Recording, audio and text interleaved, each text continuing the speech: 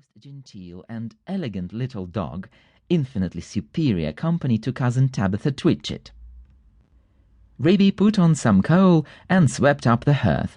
Then she went out with a can to the well for water to fill up the kettle. Then she began to set the room in order, for it was the sitting room as well as the kitchen.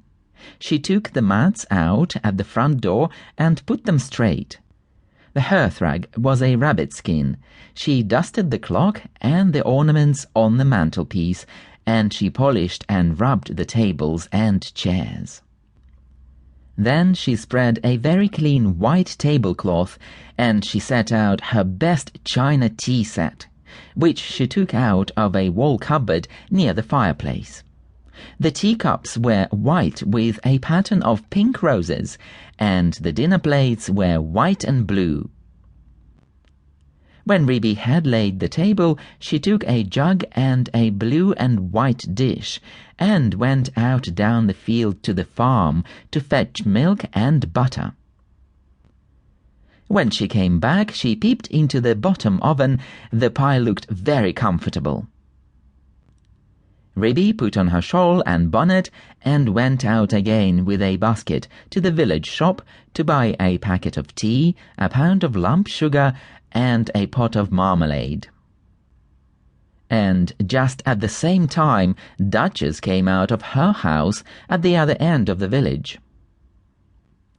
Ribby met Duchess halfway down the street, also carrying a basket covered with a cloth.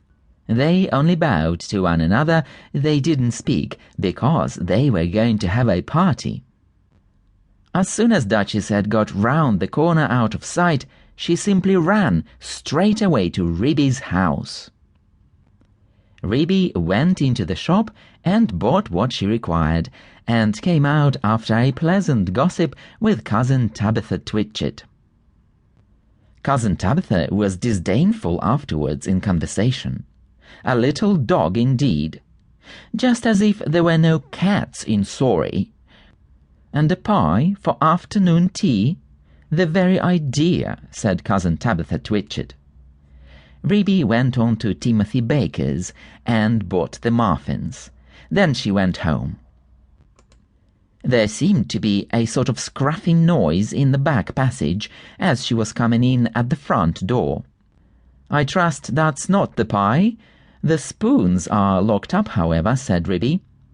But there was nobody there.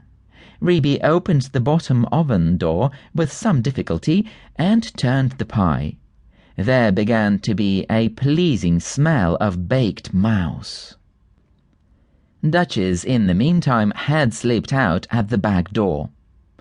"It's a very odd thing that Ribby's pie wasn't in the oven when I put mine in, and I can't find it anywhere. I've looked all over the house. I put my pie into a nice hot oven at the top. I couldn't turn any other handles. I think they're all shams," said Duchess, "but I wish I could have removed the pie made of mouse. I can't think what she's done with it.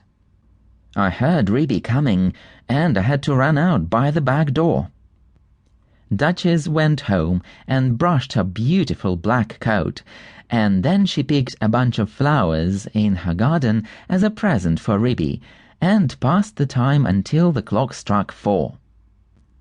Ribby, having assured herself by careful search that there was really no one hiding in the cupboard or in the larder, went upstairs to change her dress.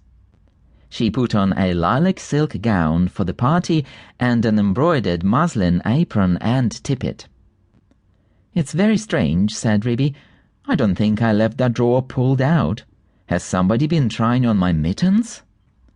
She came downstairs again and made the tea, and put the teapot on the hob.